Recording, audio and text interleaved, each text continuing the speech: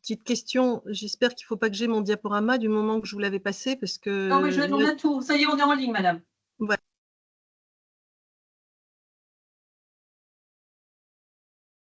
Bonjour. Bonjour, bienvenue au comptoir qualité, un espace de décryptage du manuel de certification 2025 à l'intention des professionnels de la Nouvelle-Aquitaine. C'est une action qui est financée par l'Agence régionale Nouvelle-Aquitaine, proposant un programme de webinaire sur toute l'année 2025. Alors, vous avez la possibilité de poser vos questions dans le chat et nous nous efforcerons d'y répondre ou nous répondrons ultérieurement par mail. Nous vous informons que ce webinaire est enregistré et que le diaporama et le replay seront disponibles sur la chaîne YouTube du CK et sur son site. Aujourd'hui, nos intervenants vont aborder la notion d'éco-soins en termes d'enjeux, de concepts, d'outils, d'actualité régionale et de retour d'expérience. Jérémy, notre premier invité, Guillonnec, tu es intervenu l'année passée où tu as présenté les enjeux du changement climatique dans les politiques des établissements de santé et nous t'invitons cette année pour nous présenter plus précisément cet enjeu par un décryptage des attendus de la certification de la Haute Autorité de Santé et l'introduction de la notion de soins éco-responsables. Jérémy, à toi la parole pour nous présenter ce concept et ses enjeux. Merci beaucoup, docteur Catherine Pourrin. Bonjour à toutes et à tous. Alors, est-ce que c'est je passe la peau. Est-ce que ça marche pas? Soyez dessus, ça va passer. Ça va passer. Attendez.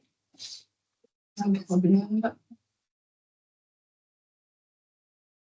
Ouais. Ça marche pas. Problème technique, excusez-nous.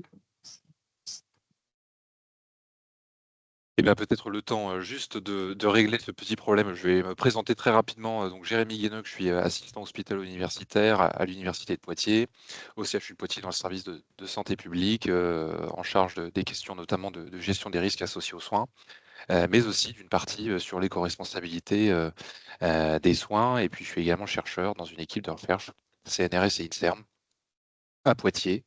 Et donc, c'est dans ce cadre-là que nous sommes intervenus l'année dernière sur des questions en lien avec le changement climatique et les établissements de santé. Et donc, c'est vrai que là, on va débuter une introduction sur l'éco-responsabilité des soins. On va essayer de se poser quelques questions et essayer de poser les bases de quelques éléments de définition avant de laisser la parole aux autres intervenants qui iront, j'allais dire, dans le cœur du sujet sur l'éco-responsabilité des soins. Voilà, merci beaucoup pour la technique. Donc, quelques éléments de définition, on vient d'en parler. On entend beaucoup d'éléments sur le développement durable, sur la transition écologique, la transformation écologique, et puis les soins éco-responsables. Et on va essayer, alors on n'a pas beaucoup de temps, donc on va essayer d'aller très vite, mais d'essayer de qualifier un petit peu ces différentes notions. Alors, le développement durable trouve une de ses premières définitions en 1987, dans le rapport Brundtland que vous voyez à droite, Notre avenir à tous, où un premier élément, un développement durable est un développement qui répond aux besoins du présent, sans compromettre la capacité des générations futures à répondre aux leurs. Et les termes sont importants, il s'agit ici d'une capacité, c'est-à-dire quand même d'une capacité à agir. En 1992, au sommet de la Terre de Rio, cette définition, j'allais dire, se complète avec la notion de 3 piliers, c'est-à-dire qu'une action développement durable doit prendre en compte 3 éléments fondamentaux que sont le pilier social, le pilier économique et le pilier environnemental. Alors, au début des années 2000, il y avait des objectifs du millénaire pour le développement, il y en avait 8, qui étaient finalement une stratégie à l'échelle internationale pour les 15 années qui ont suivi, donc de 2000 à 2015. Et puis cette stratégie s'est développée et a été modifiée en 2015, et nous sommes actuellement dans une nouvelle stratégie qui va nous amener en 2030, et qui sont les objectifs de développement durable. Et c'est l'image que vous avez à droite, avec 17 objectifs, dont le numéro 3 est celui d'une bonne santé et d'un bien-être, le numéro 4, une éducation de qualité, et puis on pourrait les décliner comme ça, le numéro 13, des actions pour lutter contre les changements climatiques, et puis 14 et 15 sur la biodiversité. Bref, des grands enjeux dans lesquels évidemment le champ de la santé et les établissements de santé jouent un rôle central, à la fois dans le troisième pilier, mais aussi de manière beaucoup plus diffuse et transversale dans chacun des autres piliers.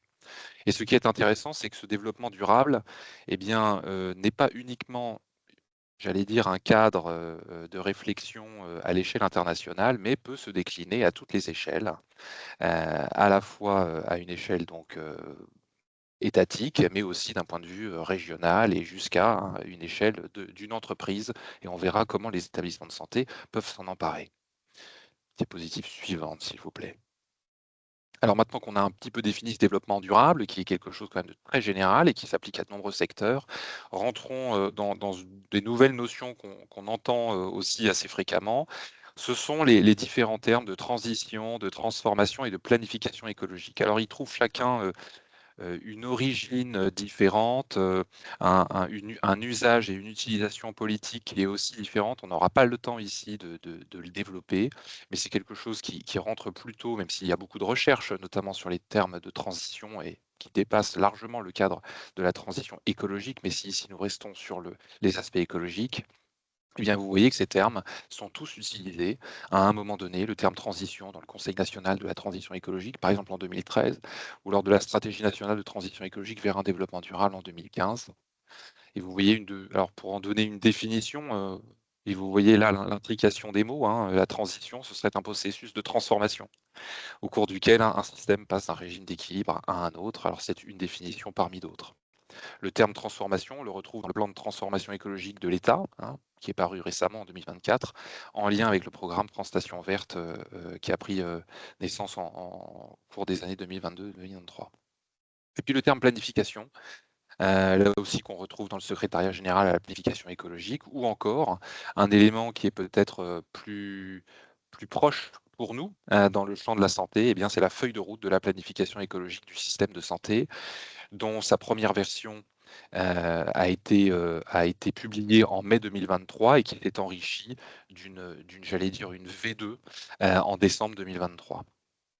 Ce qu'il faut peut-être retenir, c'est une idée générale, hein, c'est que peu importe ces termes, même si leur histoire et leur origine est quand même différente, l'idée générale est de pouvoir répondre aux défis environnementaux, climatiques et sociaux hein, de manière structurée, coordonnée, que cette structuration et que cette coordination concernent de nombreux secteurs, et donc il s'agit bien d'une transformation systémique et non pas d'un secteur en particulier. Euh, Puisque c'est une transformation systémique, eh bien, elle nécessite des compétences et puis une approche interdisciplinaire, multidimensionnelle, hein. On a parlé tout à l'heure des 3 piliers du développement durable, hein, écologie, économie et puis sociale. Donc il y a au moins ces 3 dimensions-là, mais il y en a peut-être d'autres. Et puis que c'est une approche qui est collective, puisqu'il s'agit dans le champ de la santé peut-être des acteurs, hein, des professionnels de santé ou des professionnels qui travaillent dans le secteur de la santé, mais collective aussi, parce que nous travaillons avec une institution, nous travaillons avec des collectivités, nous travaillons avec l'ensemble des parties prenantes, et donc il s'agit bien d'une approche collective et d'un établissement de santé au sein d'un territoire et avec des partenaires.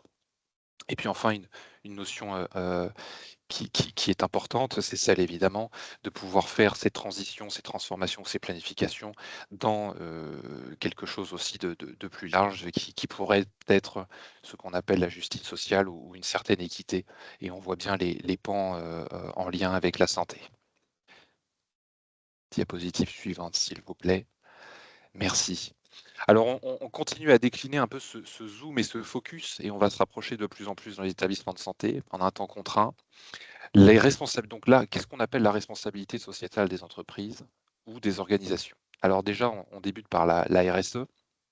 dont vous voyez une petite définition ici, qui nous vient de la Commission des communautés européennes en 2001, c'est l'intégration volontaire par les entreprises, hein, et initialement par les entreprises, de préoccupations sociales et environnementales à leur activité commerciale et leurs relations avec leurs parties prenantes. Et donc, cette définition et cette notion va s'enrichir ou en tout cas s'élargir avec la responsabilité sociétale qu'on appelle des organisations, hein, la RSO. Alors, comment transitionne-t-on de la RSE à la RSO? Eh bien, la RSO s'étend à toutes les organisations, dont les acteurs non marchands. Et c'est là qu'on va retrouver et qu'on peut peut-être s'y retrouver un petit peu plus quand on travaille dans un établissement de santé publique. Alors, ces 2 notions RSE et RSO ont des cadres à la fois, alors disons «réglementaires», hein, entre guillemets, que ce soit législatif ou réglementaire ou d'autres normes. Et bien, vous avez par exemple la loi NRE en 2001 qui se complète avec la loi Grenelle, 2 en 2010 et qui tend à rendre obligatoire la publication des rapports sociaux et environnementaux en lien avec les grandes entreprises, la loi Pacte et la norme ISO dont vous avez, probablement entendu parler, la norme ISO 26000, qui paraît en 2010 et qui représente la ligne directrice relative à justement la responsabilité sociétale et comment pouvoir la mettre en place ou en tout cas des lignes directrices. Et puis enfin, pour ne citer que quelques exemples, hein, la directive européenne CSRD, hein, alors quand on la traduit en français, eh bien c'est une directive européenne sur les rapports de développement durable des entreprises et ce qu'on appelle un reporting extra-financier. Diapositive suivante, s'il vous plaît. Et c'est ainsi que, avec ce zoom, hein, quand on prend la RSO, dans le champ de la santé ou de la RSE, hein, pour les entreprises et les industries, en santé, eh bien, on arrive, à une notion, qui est, l'éco-responsabilité des soins, c'est-à-dire le développement durable ou la transition, la transformation et la planification écologique au plus près des services, au plus près des professionnels, au plus près du soin. Et là, il s'agit, de la prise en compte de l'impact environnemental, des impacts environnementaux, hein, et on pourra, peut-être échanger, sur quels indicateurs, hein, peut-on utiliser pour mesurer et pour évaluer des actions d'éco-responsabilité des soins et peut-être, un enjeu que de ne pas rester uniquement sur un indicateur qui serait CO2 équivalent, qui est certes essentiel, notamment sur les enjeux de changement climatique, mais au regard des impacts environnementaux très généraux, sur la biodiversité par exemple ou sur la qualité des milieux, que ce soit l'air, l'eau ou les sols, eh bien, il serait important, ou intéressant en tout cas que d'avoir des indicateurs composites.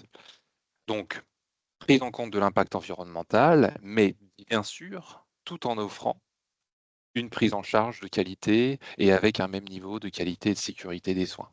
La sécurité et la qualité des soins, ne va pas sans l'éco-responsabilité et l'éco-responsabilité ne va pas sans la sécurité et la qualité des soins. C'est évidemment, cela va de soi. Alors et ça dépasse, largement, hein, le champ des établissements de santé, hein. Il s'agit, l'éco-responsabilité des soins, c'est pour l'ensemble des acteurs, que ce soit en ville, dans l'établissement de santé ou dans les établissements et services médico-sociaux, bien sûr.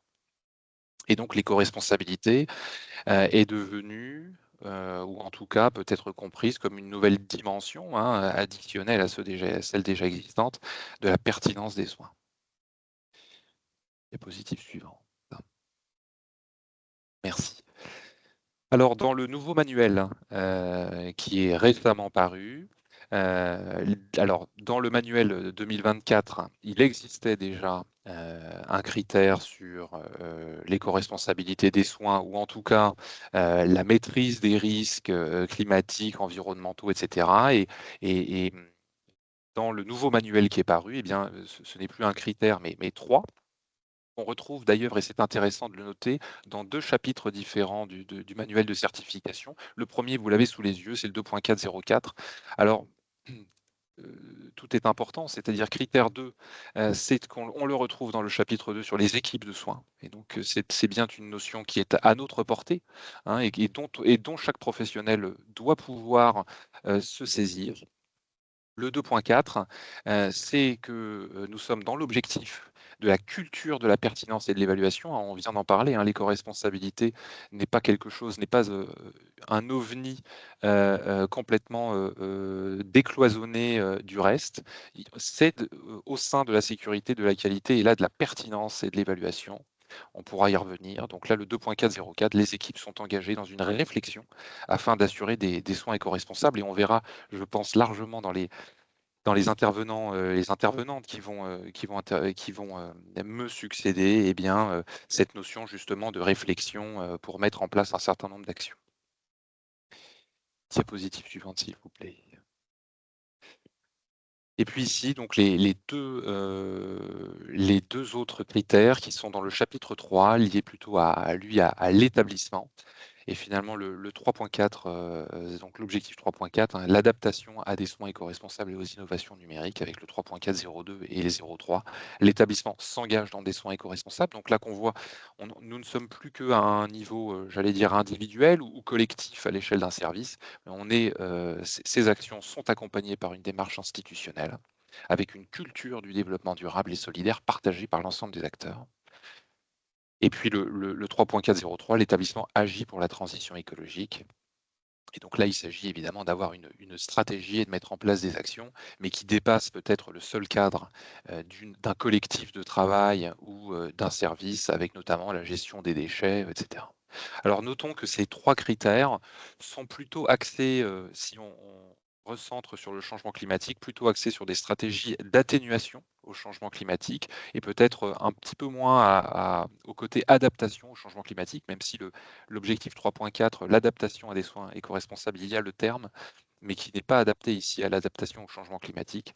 Donc nous sommes toujours, malgré tout, sur un seul versant, j'allais dire, de ce double enjeu dont on parlait l'année dernière, si vous vous en souvenez, lors d'un webinaire. Mais on reste toujours ici sur l'idée de la transition écologique avec le volet atténuation. Donc n'oublions pas non plus ce côté adaptation au changement climatique. Alors, ce qui est intéressant de noter, vous le voyez à travers à la fois ce double enjeu qui est celui que l'éco-responsabilité des soins concerne à la fois les équipes de soins et un appui institutionnel, eh bien, c'est que nous sommes, et les exemples qui suivront dans ce webinaire l'illustreront parfaitement, il s'agit à la fois de pouvoir mettre en place une réflexion, de pouvoir écrire peut-être ou de revoir, de réévaluer des protocoles au sein d'un exercice pluriprofessionnel, de pouvoir mobiliser aussi les équipes et on verra à quel point c'est un élément, d'attractivité pour les établissements, mais aussi peut-être de fidélisation, hein, ce double enjeu très important. Et puis avec un enjeu également important, c'est qu'une fois qu'on a fait les actions et même avant de pouvoir la faire, c'est d'évaluer le T0, de pouvoir mettre en place l'action. On est vraiment sur une amélioration continue, de la qualité, hein, avec cette fameuse route d'Eming qui s'applique complètement, hein, et on voit à quel point l'éco-responsabilité des soins s'insère dans ce que nous faisons déjà au quotidien, la qualité et la sécurité des soins. Donc l'éco-responsabilité, une opportunité pour renforcer le travail en équipe et inter-équipe, de valoriser les actions déjà menées, hein, et au contraire, hein, une action que l'on menait pour peut-être un seul versant, et bien aujourd'hui, on a peut-être les clés de la valoriser. C'est une pierre 10 coups et puis de renforcer une dynamique commune, qualité, sécurité des soins, qualité de vie au travail, environnement, c'est finalement, des stratégies convergentes vers des établissements, qui sont toujours, avec une amélioration de cette qualité et de la sécurité des soins, à la fois pour les usagers et puis, pour les professionnels. Diapositive suivante. Alors ici, quelques ressources et outils pour pas être trop long, parce que je le suis déjà. Alors c'est une liste qui est complètement non exhaustive et illustrative. Vous avez aujourd'hui de plus en plus de sociétés savantes et de collectifs qui travaillent sur ces questions et de manière vraiment illustrative. Vous avez un guide sur la radiologie et l'éco-responsabilité, sur la voie de la green radiologie qui est paru par la Société française de radiologie en 2021. Vous avez le guide des bonnes pratiques de la dialyse verte. Vous avez des fiches de la Société française d'anesthésie et réanimation. Vous avez le CRS qui représente un collectif parmi d'autres, le collectif Éco-responsabilité en santé, qui regroupe de nombreuses sociétés savantes. Acclimatera, puisque nous sommes en région Nouvelle-Aquitaine. Acclimatera, qui est un comité scientifique régional sur le changement climatique en Nouvelle-Aquitaine et qui travaille notamment un des volets sur la santé et puis bien d'autres. Vous avez des ressources pédagogiques et des formations. Il y a de nombreux, en tout cas, il y en a plusieurs, des formations qui sont accessibles en France, alors en région et hors région, des diplômes universitaires, notamment à Paris, des diplômes interuniversitaires, par exemple sur la santé environnementale, hein, la transition écologique n'est pas à dissocier des autres enjeux de santé, donc la santé environnementale peut être un bon chapeau pour lier ces différents domaines. donc entre l'université de Poitiers et l'université de Bordeaux, ou encore un MOOC santé environnementale entre ces 2 universités. Et puis enfin d'autres ressources et des outils. Vous avez de nombreux webinaires qui sont à disposition, hein, en ligne, qui ont été faits par différents organismes, notamment je pensais à l'ANAP et à l'ARS. Vous avez également les feuilles de route, à la fois nationales, régionales et encore une fois le PRSE 4 qui peut être quelque chose d'intéressant, le programme régional en santé environnement, hein, qui est paru récemment et puis d'autres outils disponibles, notamment dans une boîte à outils qui s'appelle Cap Hôpital Durable et qui regroupe 3 outils. Un outil de sensibilisation et de formation qui s'appelle Planel Faire sur ces enjeux de changement climatique, de développement durable en santé. Les unités durables, eh bien, pour pouvoir structurer une démarche au sein de son service. Et puis Agenda 2030, qui est un outil qui est plutôt à destination d'une stratégie et d'une direction d'établissement. Donc 3 outils dont vous pouvez vous saisir de l'un, de l'autre ou des 3, comme vous voulez, mais qui est en tout cas une boîte à outils en Nouvelle-Aquitaine disponible. Merci Jérémy pour Merci cette à vous. introduction, ces présentations et ces ressources.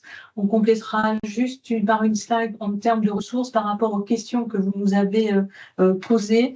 Une ressource aussi également que vous pouvez mobiliser sur, notamment, vous aviez une question sur le choix entre les usages uniques et réutilisables. Donc là, le REPIAS au niveau national a proposé un simulateur pour toutes les questions de pratique professionnelle sur le choix des usages uniques ou réutilisables par rapport à certaines pratiques, en l'occurrence, et ici sur le choix entre le lave-bassin et la protection de bassin à usage unique.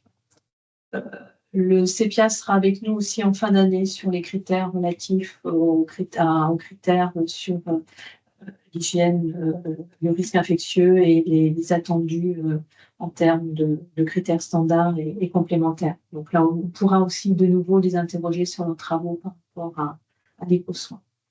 En introduction, je vous évoquais donc de l'actualité régionale. Là, je vais passer la parole au docteur Daphnis Miller, qui va nous faire un point sur les travaux en cours au niveau de l'Agence régionale de santé Nouvelle-Aquitaine. Je vous laisse la parole, docteur Miller. Bonjour à tous. Merci beaucoup, docteur Pourrin. Déjà, tout d'abord, premièrement, merci de m'avoir invité, à vous et au CK aussi qui a mis en place ce webinaire très, très intéressant.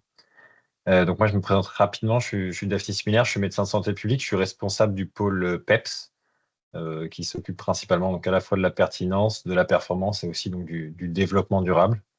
Donc aujourd'hui, je vais vous présenter un projet qui est en cours de finalisation à l'échelle de la région de Nouvelle-Aquitaine, et donc qui est porté par l'ARS sur les blocs éco-responsables. Alors, diapositive suivante, s'il vous plaît. Alors, tout d'abord, donc le bloc éco-responsable, d'où ça vient? Donc, c'est le docteur Guillonnec vient absolument de bien mettre en place les propos introductifs, donc c'est facile pour moi. Donc voilà, c'est tout simplement le besoin d'avoir une soutenabilité environnementale du système de santé, donc qui passe dans la région à travers différents dispositifs, mais dont on vient de discuter à travers la boîte à outils, entre autres, du Cap Hôpital, et donc avec les unités durables du CHU de Bordeaux, l'agenda 2030 et le Planel Sphère, et tout ça, ça vient aussi en complémentarité s'associer à la feuille de route du développement durable de l'ARS Nouvelle-Aquitaine, qui a été publiée en novembre dernier, et donc on commence à mettre en place les différentes actions. Et donc, en fait, c'est à travers cet ensemble de dynamiques que prend place le bloc éco-responsable, avec comme objectif de diminuer l'impact environnemental donc des blocs opératoires à travers la mise en place d'un label pour inciter les établissements à agir sur leurs pratiques. Donc, très rapidement, la diapositive suivante, s'il vous plaît. C'est un ensemble de thématiques qui vont être englobées à travers ce label, avec à la fois un axe de formation, un axe sur la pratique anesthésique, un axe sur l'optimisation des ressources, une politique sur les achats et la réduction de l'empreinte carbone, une partie sur la consommation énergétique et enfin une dernière partie sur la promotion du transport durable des produits de santé et malheureusement pas forcément celui des patients. ce qu'on a voulu à travers ce label, c'est capitaliser sur déjà un ensemble de connaissances et de référentiels qui commencent à exister, qu'on a pu présenter juste avant moi, et qui permet de mettre en avant et de capitaliser, encore une fois, les bonnes pratiques déjà qui sont réalisées dans certains établissements de la région et qui sont de plus en plus nombreux, et aussi d'essayer déjà de faire connaître ces différents référentiels, ces bonnes pratiques, et aussi donc à travers ce label pouvoir diffuser dans toute la région, dans tous les blocs opératoires, tous ces différents référentiels et bonnes pratiques pour essayer voilà, de transformer petit à petit l'univers du bloc opératoire ou des unités de chirurgie ambulatoire à travers un label.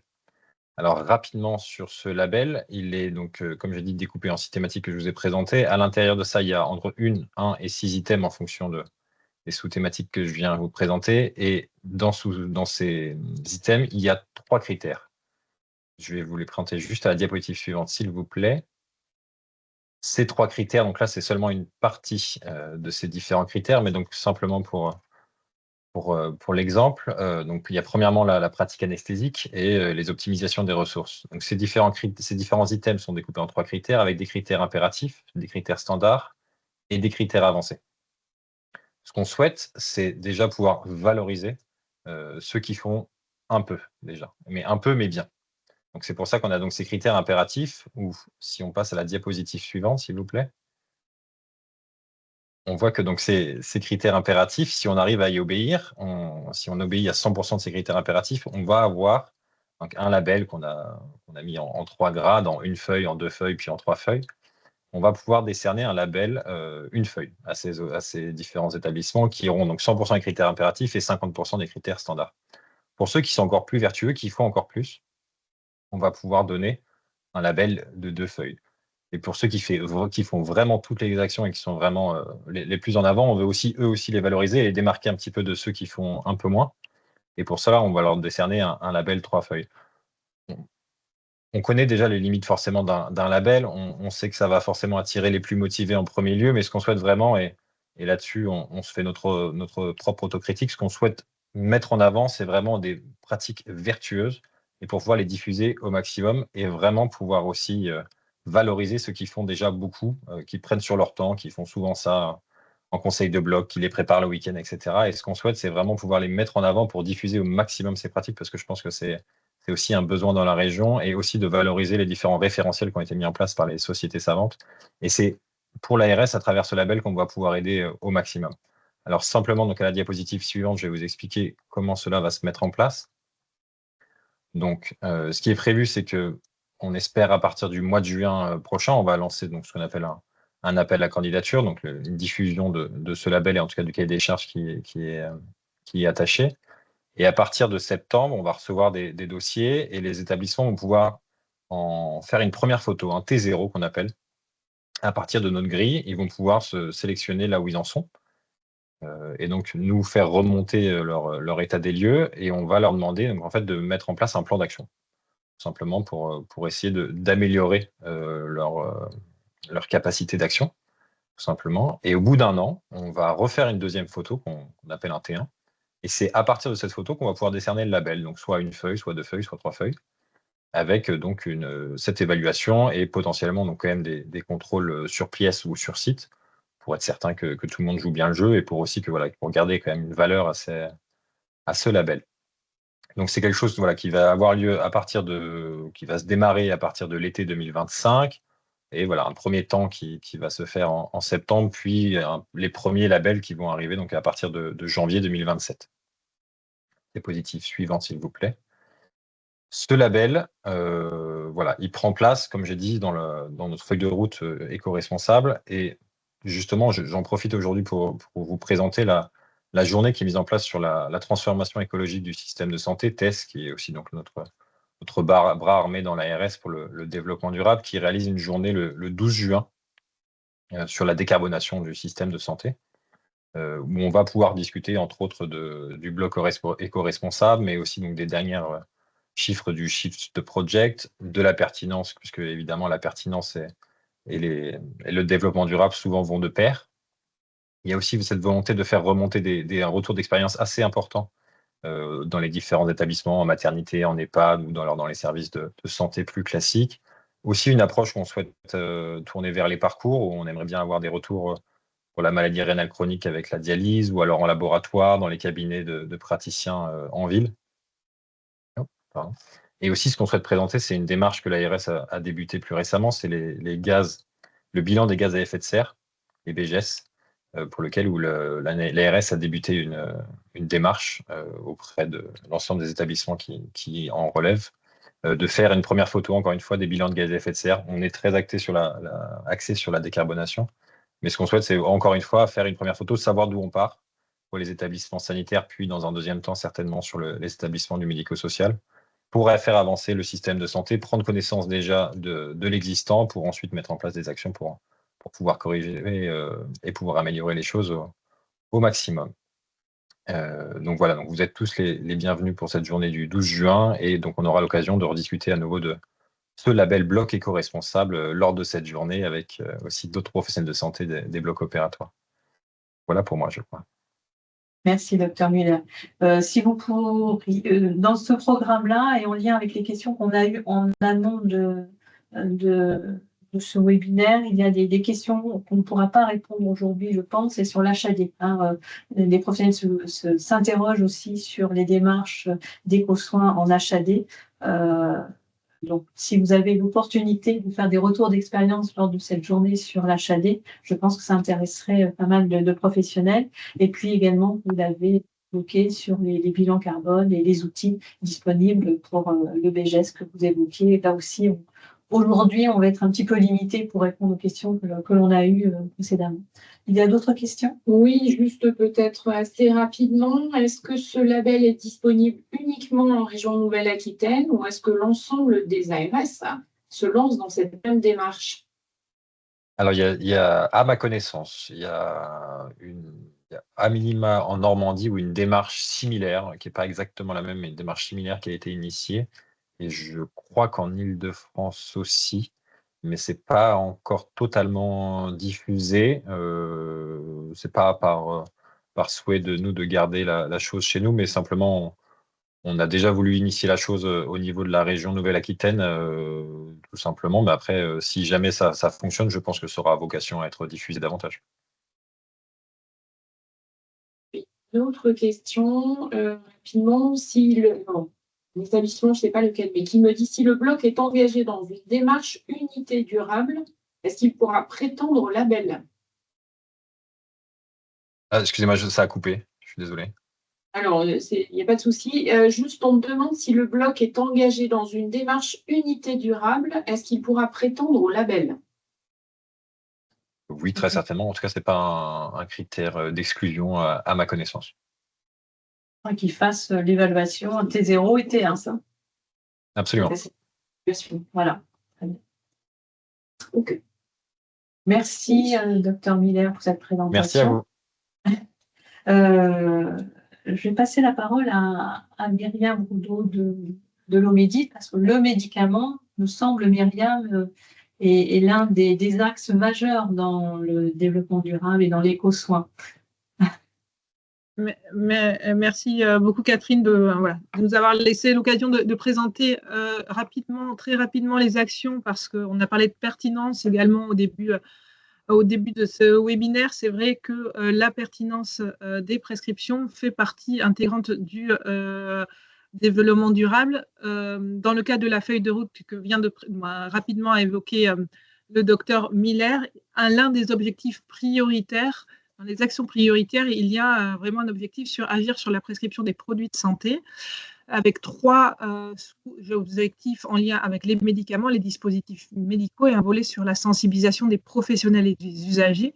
Alors, en tant que, avec un pilotage, bien entendu, sur toutes ces questions en région par l'Omédit, donc avec une poursuite de l'ensemble de nos actions que vous connaissez tous très bien sur les actions de mise en œuvre de la pertinence des prescriptions et de la coordination dans le parcours, avec l'ensemble des acteurs qui sont présents, que ce soit l'ARS, l'assurance maladie et les différents acteurs régionaux, avec des focus, comme vous le savez, sur tout ce qui est antibiothérapie, notamment la douleur, la santé mentale, et la poursuite de l'ensemble de nos formations, lesquelles qui sont réalisées à titre totalement gracieux. Donc, ne pas hésiter à prendre connaissance de nos outils sur notre site Internet, avec un focus notamment dans le cadre de cet engagement pluriannuel, dans le cadre de cette feuille de route, avec, comme cela a été évoqué dans le chat, hein, un volet échange sur les pratiques, et là plutôt sur les pratiques éco-responsables et valorisation des actions en région.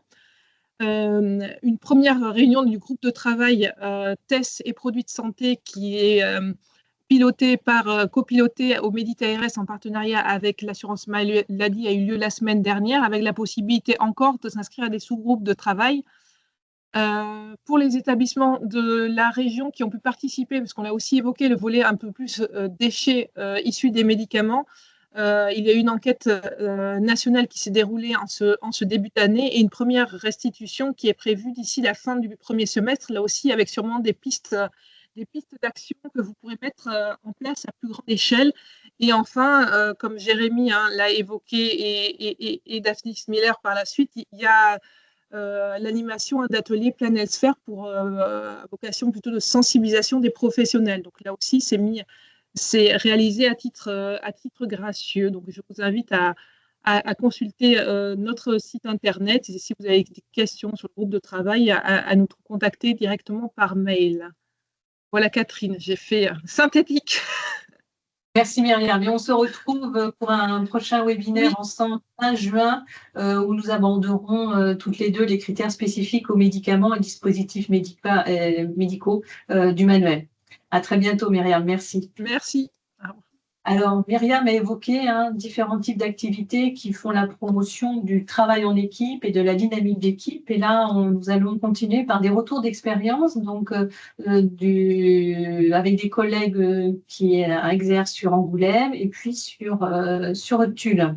Alors, je vais passer la parole à ses collègues qui vont revenir sur ce critère en lien avec la culture de la pertinence et de l'évaluation. C'était très intéressant qu'ils aient positionné dans ce manuel ce critère en lien avec cette culture de la pertinence, où on était habitué à une mesure des hospitalisations, des prescriptions, des actes. Et là, on rentre en fait au cœur même de certaines pratiques en lien avec l'éco-soin et qui sont sujettes à une dynamique d'équipe qui peut être mise en place. Donc, je laisse la parole à Dominique Licot, qui est sage-femme coordonnatrice en maïeutique au centre hospitalier d'Angoulême, pour nous faire part de son expérience.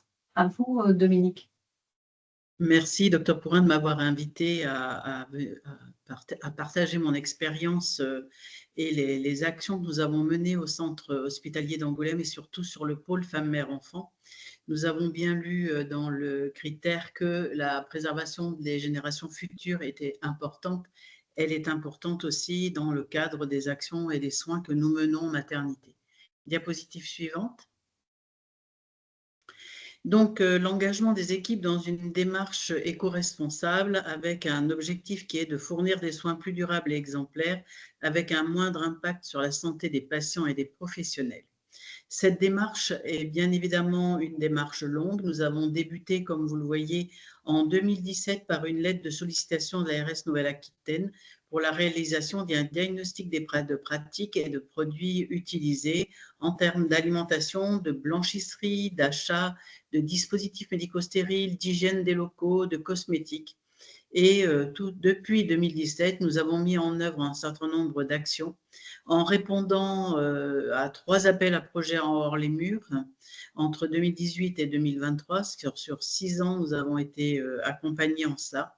Nous avons eu, on en a parlé, on l'a vu dans les présentations de mes collègues, que la sensibilisation et la formation étaient très importantes. Donc, nous avons plus de la moitié de nos équipes du pôle femmes-mères-enfants qui ont été sensibilisées à la santé environnementale avec un atelier de 2 heures sur différents thèmes, 4 jours de formation par Philippe Perrin, qui est un éco-infirmier.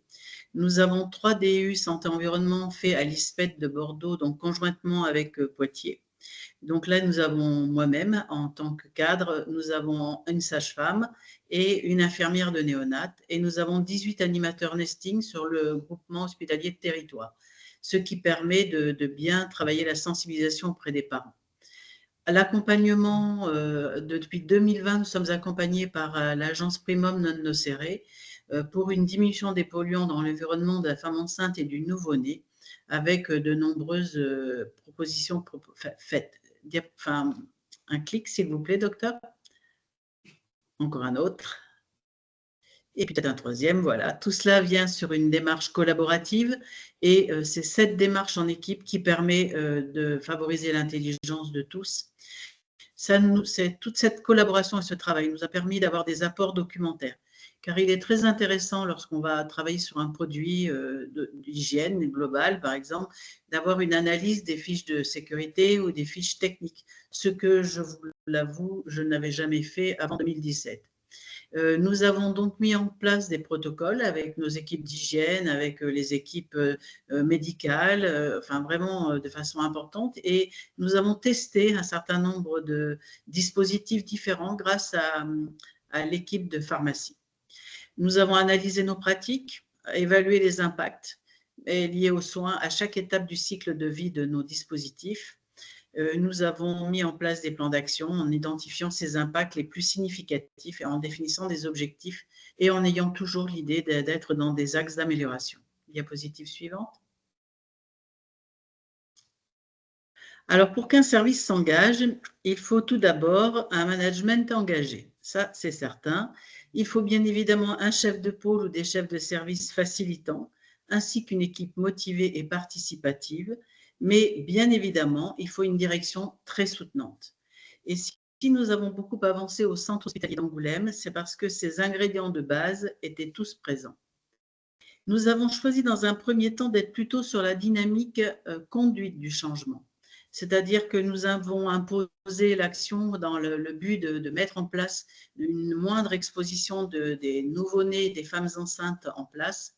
Et après, le cheminement a été beaucoup plus libre. Nous avons donc eu des axes d'amélioration proposés dans le travail avec Primum Non Nocere et des formations qui nous ont permis d'avancer. À présent, les équipes sont force de proposition et ça, c'est vraiment très agréable sur l'ensemble des domaines de la définition de la santé-environnement. Diapositive, enfin, clique souvent. Suivant. Le plus souvent, il a fallu passer par les différentes étapes des paliers de changement. En effet, pour les équipes comme pour les parents, ces 5 étapes sont incontournables. C'est pour ça que la notion de temps semble importante, mais on ne peut pas forcer le changement. Il faut que ça puisse prendre sens et pour pouvoir avancer. Et donc, par exemple, nous avons eu quand même quelques difficultés à faire avancer les choses, mais je vous en parlerai après sur les couches lavables. Quand nous menons une action, nous avons plusieurs étapes. On garde, on adhère, on garde ou on pérennise. Mais aussi, parfois, il vaudrait mieux penser à améliorer quand les résultats escomptés sont décevants, parce que c'est ce qui peut se passer quand on met une démarche de ce genre. On arrête parce qu'on s'est trompé, le sujet n'a pas d'importance, ou alors l'étape est tellement, la marche est tellement haute à franchir que elle n'est pas encore, on n'est pas encore dans une dynamique où l'on est prêt à le faire. On essaye, parce qu'en fait, au lieu d'arrêter parfois, eh bien, il faut changer son fusil d'épaule et on essaye avec d'autres prestataires en prenant en compte les ajustements demandés par les équipes et en intégrant des formations. Une dernière étape non négligeable, c'est de communiquer. Quand on fait ce travail, il faut vraiment communiquer. Cette communication lors de formations extérieures, par exemple, lors de nos retours d'expérience auprès d'autres équipes au niveau national ou européen, lors de tout cela fait que l'on valorise le travail de tous nos partenaires, de toutes les équipes et de tous les partenaires transversaux à l'intérieur de l'hôpital. Effectivement, ces actions que nous avons réalisées sont remarquées par les professionnels qui veulent intégrer le pôle femme-mère-enfant et nous devenons parfois, par le niveau 2B et la qualité du travail mené par les équipes en termes de prise en charge des patientes et des nouveau-nés et les actions en santé-environnement connues et reconnues, une source d'attraction non négligeable pour les recrutements. Diapositive suivante. L'éco-conception du soin. Eh bien, c'est vrai que quand on a commencé à réfléchir sur cela, on n'était pas trop dans la dynamique de ce cycle, vous voyez, mais en fait, on le faisait sans en avoir l'air. En fait, on a réfléchi sur le choix des matières. Est-ce qu'on choisissait, par exemple, au départ, on a choisi pour les couches jetables, parce qu'on a fait une première évolution en couches jetables biodégradables partiellement ou pas des biodégradables, eh bien, c'était une réflexion qui a été menée avec notre établissement support dans le marché, c'était l'hôpital de La Rochelle. Maintenant, nous en sommes aux couches lavables, mais on réfléchit toujours à travailler avec des partenaires qui choisissent des matières premières de qualité. La fabrication, où sont-elles fabriquées? En France, à l'étranger? Est-ce qu'elles impactent le travail d'enfants, etc. Le transport, comment sont-elles arrivées jusqu'à nous? Eh bien, l'utilisation, est-ce qu'on utilise un produit, par exemple, qui va être jeté? On l'utilise, on le prend, on l'utilise, on le jette, plateau de soins, plateau d'accouchement. Eh bien, en fait, nous avions de la chance car l'hôpital d'Angoulême n'est pas passé très vite au tout jetable. Et donc, on a encore dans nos blocs de naissance, en maternité, des plateaux d'instruments, des kits de césarienne qui ne sont pas, qui sont recyclage, qui ne sont pas recyclés, je dirais, qui sont réutilisés. Ensuite, la fin de vie, bien, le recyclage, comment est-ce que ça va s'organiser et comment vont être valorisés les déchets. Nous aurions pu, clic suivant, nous avons été amenés à réfléchir à le réchauffement climatique et à l'impact que nous avions sur tout cela avec le rapport du Shift Project sur l'impact du système de santé sur les gaz à effet de serre et sur le réchauffement climatique et sur l'impact des polluants chimiques, physiques, biologiques, ainsi que celui des plastiques sur la santé avec la découverte des perturbateurs endocriniens. Je vous avoue que moi-même, je n'ai découvert les perturbateurs endocriniens qu'en 2017, lors de la mise en place du PRSE 3 de la Nouvelle-Aquitaine et les impacts présentés.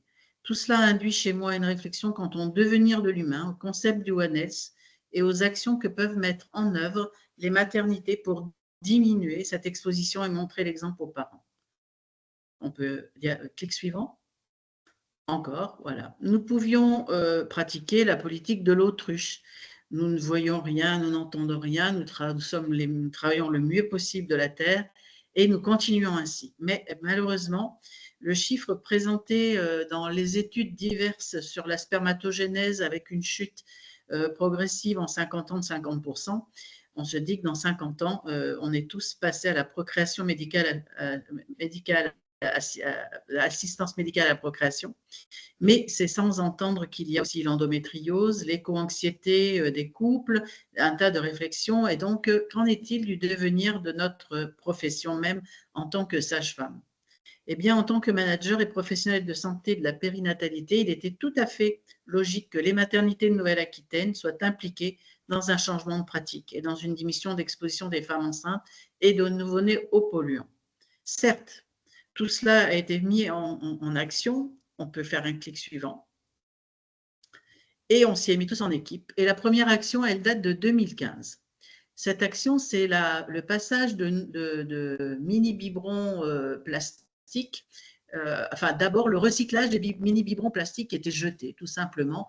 Et on a trouvé une filière de recyclage qui était à Cognac, à 35 km d'Angoulême, au lieu de prendre la filière que proposaient les laboratoires de lait industriels, d'infantiles, pour aller au milieu de la France, etc. Donc ça, c'était déjà une première étape.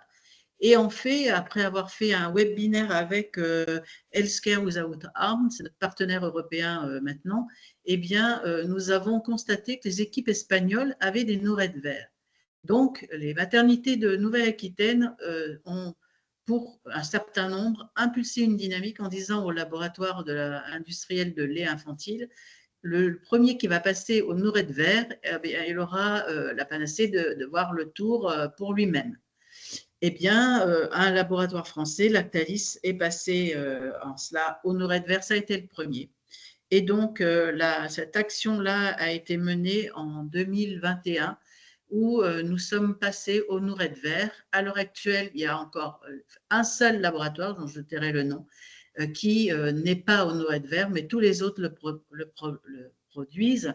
Et donc, en cela, l'exposition au plastique qui peuvent être transmis dans le lait infantile qui est très gras et qui est donc très sensible à passer vers les plastiques et les plastiques à passer vers lui, eh bien, c'est déjà une source d'exposition en moins pour les nouveau-nés et un exemple pour les mères.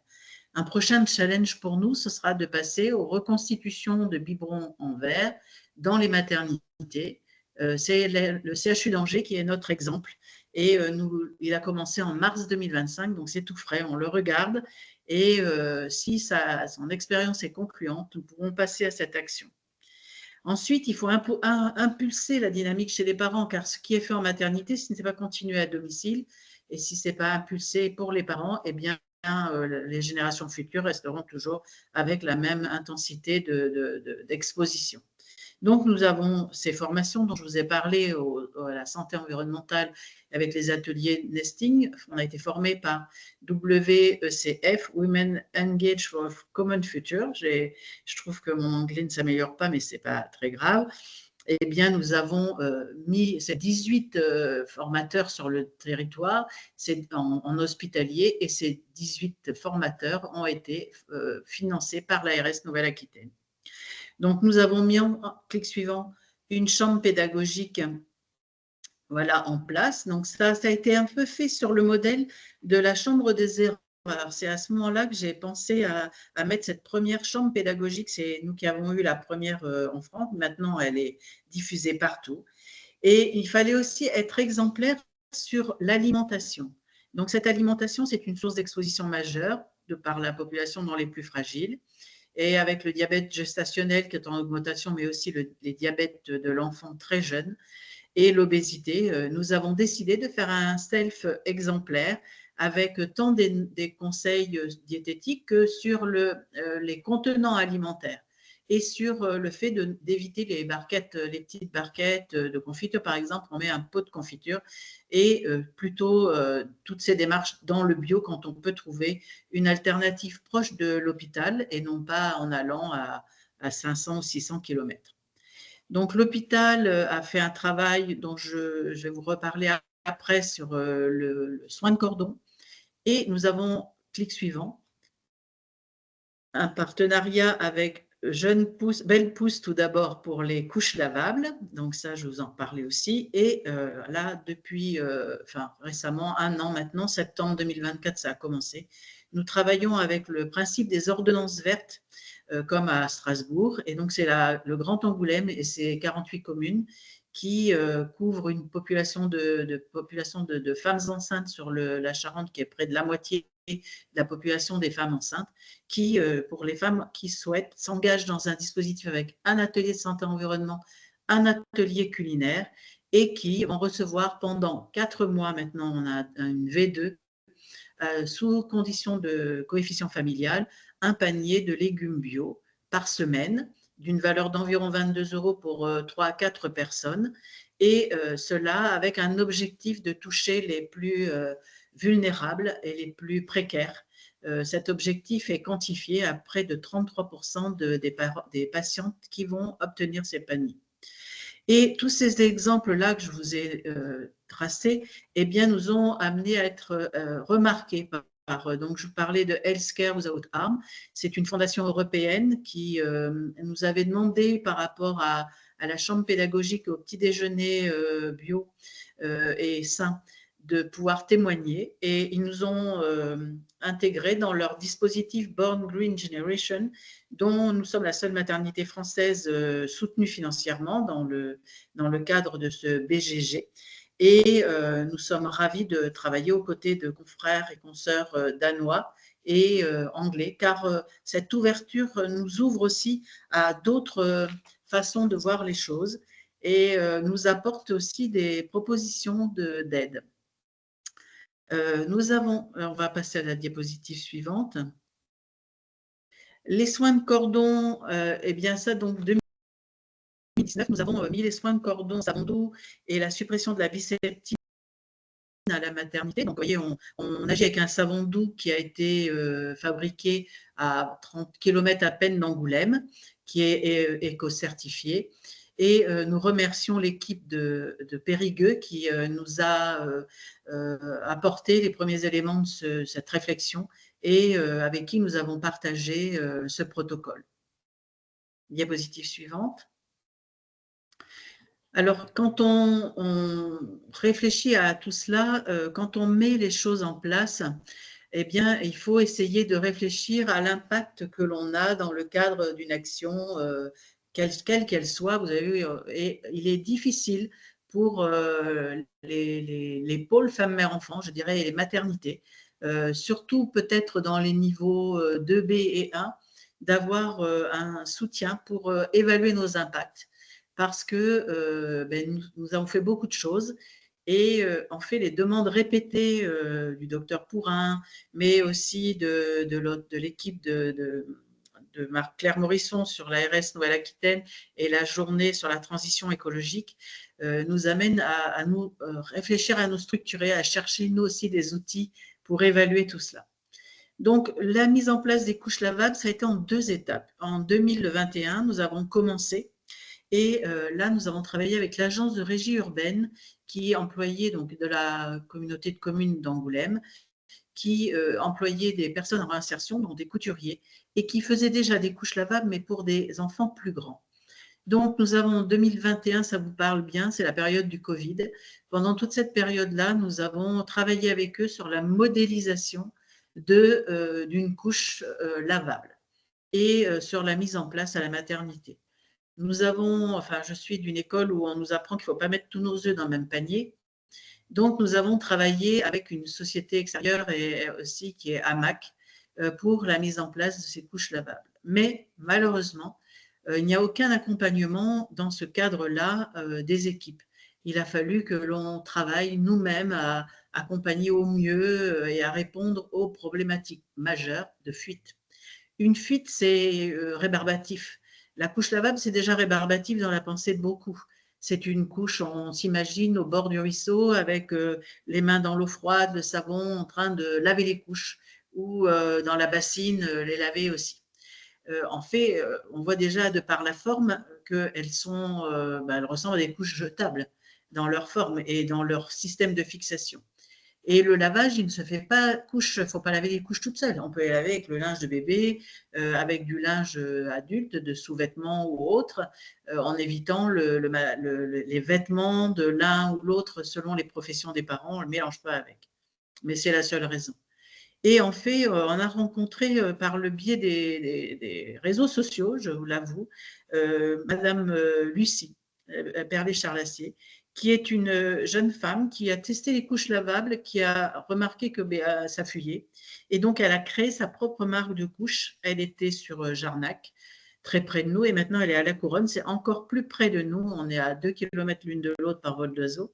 Donc, en fait, elle a une différence avec les autres, c'est de pouvoir mettre en place un soutien de l'équipe, des réseaux et un travail avec les parents, dont des QR codes pour que les parents puissent voir des petits webinaires, des petites vidéos de mise en place s'ils ne se rappellent plus, et des petits codes promo aussi qui sont très intéressants. Donc là, on est en train de finaliser un livret d'appui. Et quand même, il faut savoir que les parents qui ont utilisé les couches lavables en 2024, principalement l'étude a été faite grâce à l'arrivée d'une de nos collègues sages-femmes qui a pu prendre en main le côté traçage des parents adhérents au système. Eh bien, donc, nous avons eu environ 25% là, sur le 4e trimestre 2024 de parents qui ont utilisé les couches lavables. Ça fait une économie de 390 kilos de déchets sur 3 mois. Donc, ça semble faible comme ça en poids. Déjà, si on le ramène à l'échelle d'un an, ça fait 1 tonne, donc ça commence à devenir un peu plus intéressant. Et surtout, ça fait 322 nouveau-nés sur l'espace d'un trimestre qui n'ont pas eu de produits toxiques sur le siège dès les premiers jours de vie. Et finalement, bien, c'est une certaine satisfaction, car comme nous l'apprend Philippe Perrin, un polluant en moins, c'est une chance de santé en plus. Et l'exemple de la maternité interpelle les parents, les met dans la phase de contemplation, qui est déjà la 2e marche de l'escalier du changement. On vous remercie. Merci Dominique, qui a, je pense, bien illustré ces 2 objectifs attendus. Culture de la pertinence, donc culture, il faut du temps. La pertinence, on peut y arriver. en évaluant ces pratiques et côté gouvernance, mais toute cette approche éco-soins et innovation. Innovation numérique, mais là on est bien dans l'innovation également pour revenir à ces dispositifs. Je vais passer la parole à Caroline Caponi-Guignon pour terminer ces retours d'expérience et nous allons accorder à Corinne du temps, comme Dominique a pu l'avoir, et nous allons sans doute dépasser le temps, mais nous avions beaucoup d'intervenants, donc je vous remercie d'écouter Corinne. À vous, Corinne. Bonjour à tous. Donc moi, je suis médecin hygiéniste et ce que je vais vous raconter, c'est qu'en fait, diapositive suivante, s'il vous plaît, vous faites comme Monsieur Jourdain, vous faites du développement durable sans le savoir dès à présent et que il faut déjà commencer par regarder ce qu'on a fait pour le valoriser pour la certification. Donc Monsieur Jourdain va nous accompagner tout au long de mon diaporama. Diapositive suivante. Donc, mes premiers pas dans le développement durable, ça remonte à mon début de carrière, quand sur les endoscopes, on a basculé d'un produit hautement toxique qui était la glutardéhyde à l'acide peracétique. Mais là, à cette époque-là, personne ne parlait de développement durable. L'entretien des locaux aussi, faisais le choix d'aller sur des produits volontairement sans aldéhyde en faisant la chasse à tous les produits potentiellement toxiques connus à ce moment-là. Et dans la gestion des déchets, c'est là qu'on a mis en place les filières d'accompagnement pour développer les filières chimiques qui étaient peu développées au départ. Diapositive suivante. Et puis, quelques années plus tard, je me suis intéressée au lavage des sols à l'eau, enfin pas à l'eau, à la microfibre et imprégnée par de l'eau, parce que c'est la microfibre qui va travailler. Et donc, là aussi, c'est du développement durable, puisqu'on a pu supprimer carrément un produit, le produit détergent. La mécanisation, quand c'est possible aussi, ça permet de travailler qu'avec de l'eau. Et puis, il y a aussi cette bonne vapeur qui nettoie et qui désinfecte dans le même temps, qui permet, quand on y réfléchit, d'être développement durable. Diapositive suivante. Alors, le bloc opératoire, j'ai vu qu'il y avait un label pour les blocs et je pense qu'il y a un bloc opératoire en Corrèze qui va être content que j'ai pu participer à ce moment-là à la conception de ce bloc, puisque à un moment donné, s'est posé la question sur la rénovation de ce bloc, de quel type de traitement d'air il fallait mettre. Et moi, j'ai fait ça, je dirais, de manière un petit peu comme quand ça vient de ma poche, c'est-à-dire que je me suis dit pourquoi aller faire de l'ISO 5 si on n'a besoin que d'ISO 7 ou que d'ISO 8. Et donc, le bloc de Brive a des salles ISO 5 quand il en a besoin, c'est-à-dire la chirurgie orthopédique et la chirurgie vasculaire. Il a des salles ISO 7 pour les chirurgies viscérales, urologiques et gynéco-obstétricales. Et il a de l'ISO 8 pour l'endoscopie, les salles de réveil et de mémoire, le bloc d'accouchement aussi pour le côté maternité. Autre point pour un bloc opératoire, et là c'est l'ingénieur technique qui le regardera un peu plus, les CTA individualisés vont permettre de mieux gérer quand une salle est non occupée. On peut baisser le niveau de traitement d'air et faire des économies d'énergie à ce moment-là. Et avoir aussi des CTA en air partiellement recyclé, ça évite de devoir réchauffer de l'air, surtout quand on est dans des départements comme le nôtre, où l'hiver il peut faire froid et notamment la nuit. Centraliser la désinfection des endoscopes, c'est un travail qui est en cours actuellement sur l'hôpital. Ça permet de diminuer l'exposition aux toxiques et donc de diminuer le nombre de points où ces produits sont présents, parce que même si l'acide peracétique est moins toxique, il faut quand même prendre en compte certains aspects. Et donc, au final, ça fait des économies d'énergie, de produits chimiques et donc bilan carbone qui est meilleur. Diapositive suivante. Diapositive suivante, s'il vous plaît. Voilà. La prévention du risque légionnel, le développement durable aussi s'y cache. La protocolisation des purges d'eau chaude, c'est important. Ça ne sert à rien de faire couler pendant des heures et des heures. Il suffit de faire couler de telle sorte qu'on arrive à un équilibre thermique en eau chaude. Et après, on fait couler en eau froide pour éviter les brûlures pour les suivants. Demander la suppression des bras morts, des points d'eau non utilisés, c'est important parce que du coup, on n'aura pas à les faire couler, donc on n'aura pas de l'eau à gaspiller. Accompagner les services techniques et la direction de l'hôpital donc pour corriger les points critiques. C'est ce qui s'est passé sur notre secteur SLD, EHPAD, SMR, où on était arrivé à 350 000 légionnels, donc je ne vous raconte pas les purges, la surchloration qu'on a été obligé de mettre en œuvre, mais quand on a changé complètement le réseau, qui a été remplacé en utilisation sur site occupé, eh bien, on est passé de 350 000 légionelles par litre à moins de 10, et donc on ne fait plus de purge, on surveille et tout va mieux. Diapositive suivante. Voilà. Donc, le développement durable, actuellement à l'hôpital de Tulle, il y a un comité de pilotage. L'équipe opérationnelle en fait partie, en hygiène, le pharmacien responsable de la stérilisation. Il y a une IBOD qui est fortement engagée, une technicienne qualité, l'ingénieur qualité, une directrice adjointe. Les premiers travaux, on s'est lancé sur le tri des déchets, mais si vous regardez le Shift Project, les déchets, ça représente de mémoire 0,2 ou 0,3% du bilan carbone de la santé. Donc, ce n'est pas là où il y a le plus de choses à faire, mais en général, c'est un nudge, comme on dit en psychologie et en marketing de la santé, un coup de pouce qui va permettre effectivement d'engager les professionnels sur l'amélioration de la qualité des soins. Et donc, on est en cours de mettre en place ce tri des déchets, tout ce qui est recyclable, avec une particularité, c'est que l'hôpital de Tulle est très contraint et il y a très peu de surface au niveau de ces locaux de stockage intermédiaire des déchets. Et puis là, une petite chose qui a l'air de rien, mais on est en train de revoir avec la pharmacie la fiche technique concernant les délais d'utilisation des antiseptiques, parce qu'il y a une petite révolution. Il y a pas mal d'antiseptiques où vous pouvez passer de 1 mois à 6 mois. Et donc, du coup, vous voyez l'économie qu'on peut en faire, parce qu'il y a beaucoup d'endroits où, notamment la gamme bétadine, on avait l'habitude de les jeter au bout d'1 mois. Là, maintenant, on va pouvoir les garder 6 mois, on va faire des économies. Voilà, diapositive suivante. Et maintenant qu'on sait qu'on fait de la prose, donc quel projet? J'estime que le développement durable, c'est ce nudge, une forte motivation pour les soignants et plus globalement pour l'ensemble des professionnels d'un établissement de santé. Et si on sait l'utiliser, il va enclencher ce fameux engagement psychologique après lequel tout le monde court et pour lequel on nous a fait signer des documents d'engagement en respect des précautions standards il y a une vingtaine d'années et qui ne servent à rien.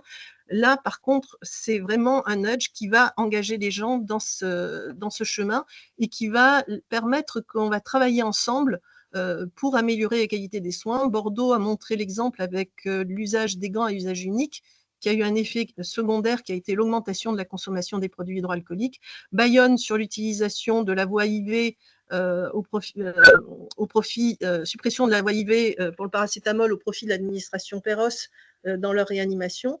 Et donc, nous avons réfléchi un plan d'action avec Madame Grelot, qui est notre ingénieure qualité, et nous sommes actuellement dans un rôle de diffusion de ce bilan de la santé, parce que pour le moment, on a des difficultés à avoir la partie intéressante du bilan carbone de l'hôpital de Tulle, c'est-à-dire justement ce bilan carbone des dépenses de médicaments et de dispositifs médicaux, le fameux scope 3.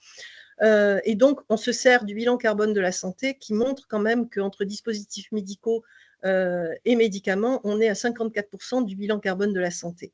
Donc, en général, ça interpelle et donc, l'objectif après, c'est de faire sortir, de faire émerger du terrain des thèmes choisis et donc, on va travailler du coup sur la qualité des soins, sur le bilan carbone et on va faire des économies, ce qui pour nos établissements de santé n'est pas négligeable vu l'état des finances de nos hôpitaux. Je crois que ça doit être terminé. Diapositive suivante. Je crois que j'ai fini. Voilà. On finit avec le maître de danse. Vous aimez bien Molière, madame. Merci beaucoup. Surtout monsieur Seigné, qui pour moi a été le meilleur bourgeois gentilhomme. Merci beaucoup de ce challenge par rapport au temps de ce webinaire. Ce bilan, voilà, ce bilan, regardez ce qu'on a fait, c'est important parce que faut pas arriver, même si on n'a pas structuré quelque chose, il ne faut pas arriver au moment de la certification en disant on n'a rien fait. On a fait quelque chose et il faut le valoriser, même si c'est décousu. Il y a des actions, regardez dans vos établissements, il y en a certainement que vous avez déjà.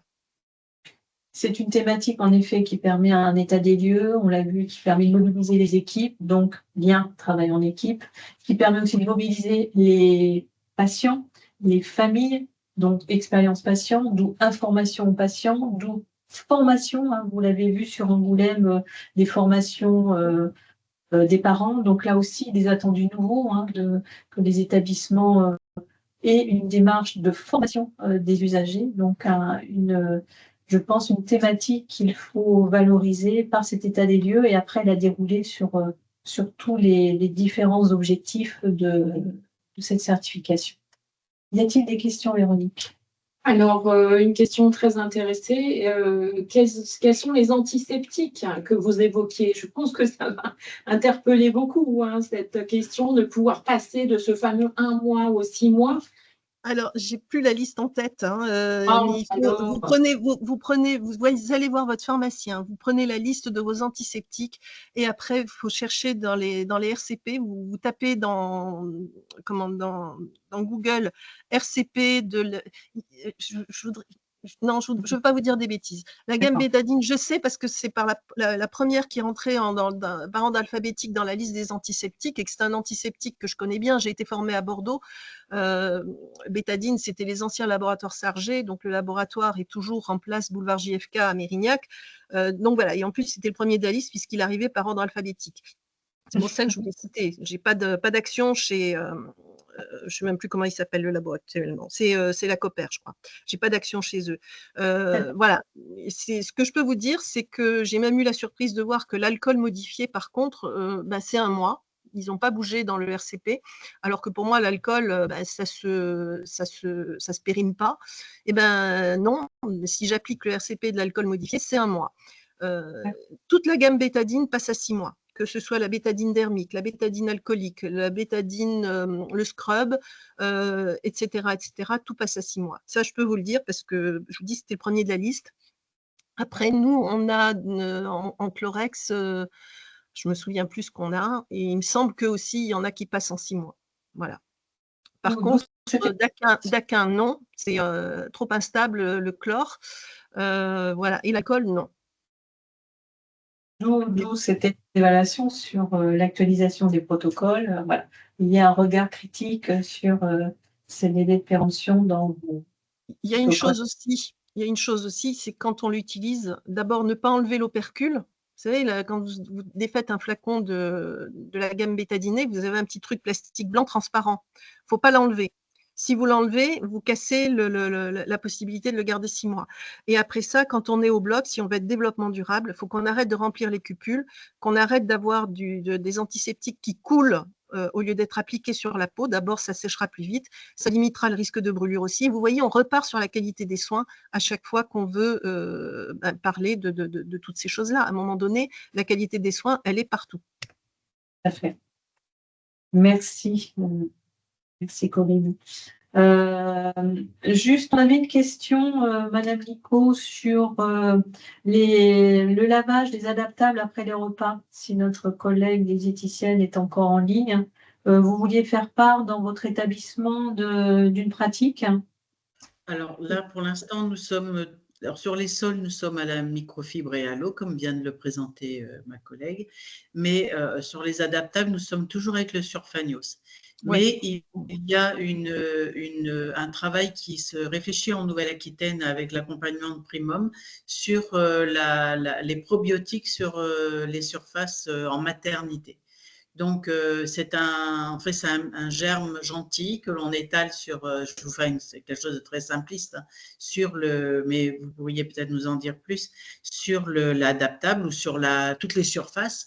Et ça évite d'avoir le Surfanios, qui est un produit quand même qui a un impact non négligeable sur l'eau et sur les effluents, et aussi sur le soignant qui est en train de faire le ménage, l'ASH, qui nettoie les surfaces.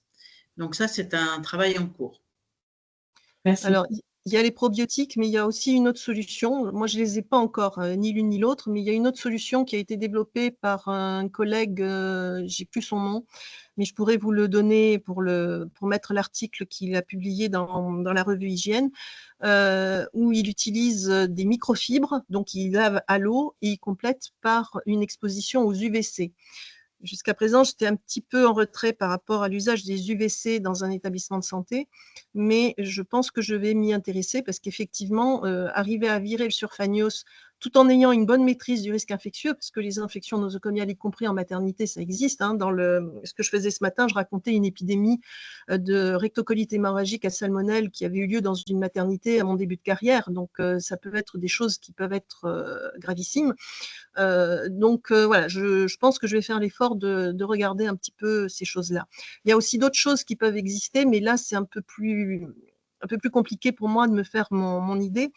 Il y a un fabricant d'un produit qu'on peut mettre sur les surfaces et qui diminuerait les nécessités d'entretien. C'est un peu plus compliqué parce que d'abord, la nature chimique du produit, moi, je ne la comprends pas très bien. Et voilà. Par contre, il y a une chose qui est sûre, mais est-ce qu'on en a les moyens? C'est que tout ce qui est en cuivre est quelque chose qui s'oppose à la présence bactérienne. Mais bon, le cuivre étant ce qu'il est-ce qu'on a les moyens d'avoir des poignées de porte en cuivre, des mains courantes en cuivre?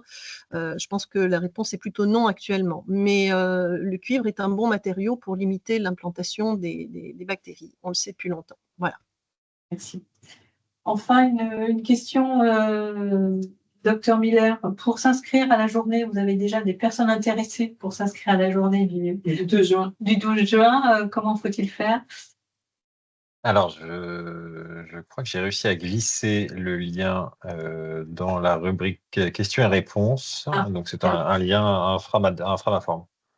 Très bien. Éventuellement la remettre ailleurs, mais effectivement, donc Ouais. Peut-être simplement sur inscription. Conversation, s'il vous plaît, parce que il apparaît pas. Si vous l'avez...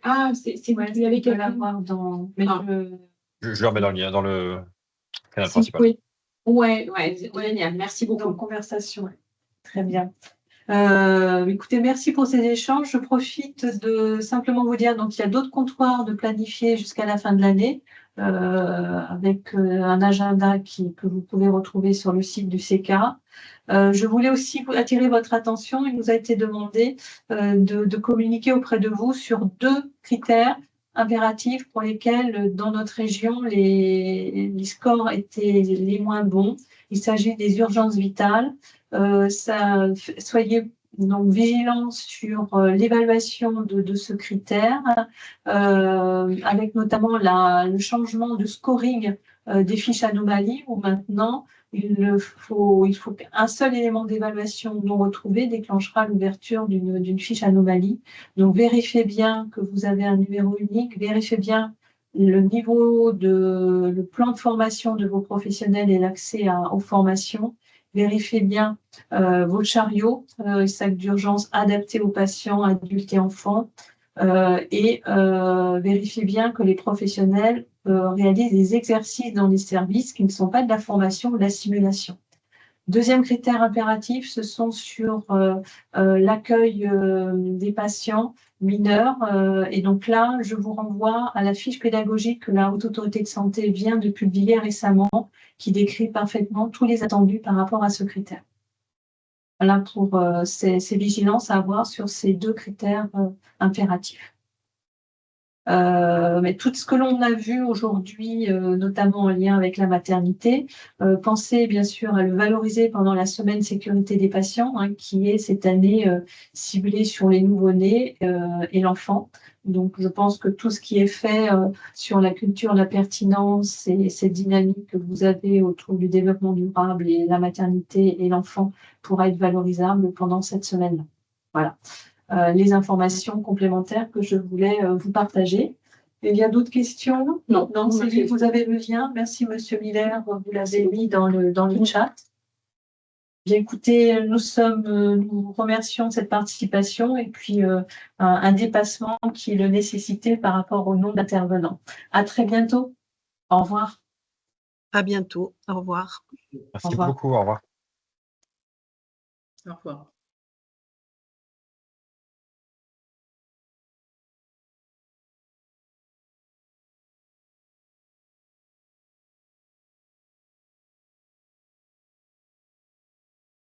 Alors, là, on est de retour sur la... Non, j'essaie de fermer. Attendez, je ferme. Voilà. Fin de l'événement. Je cherche mon souris. Voilà.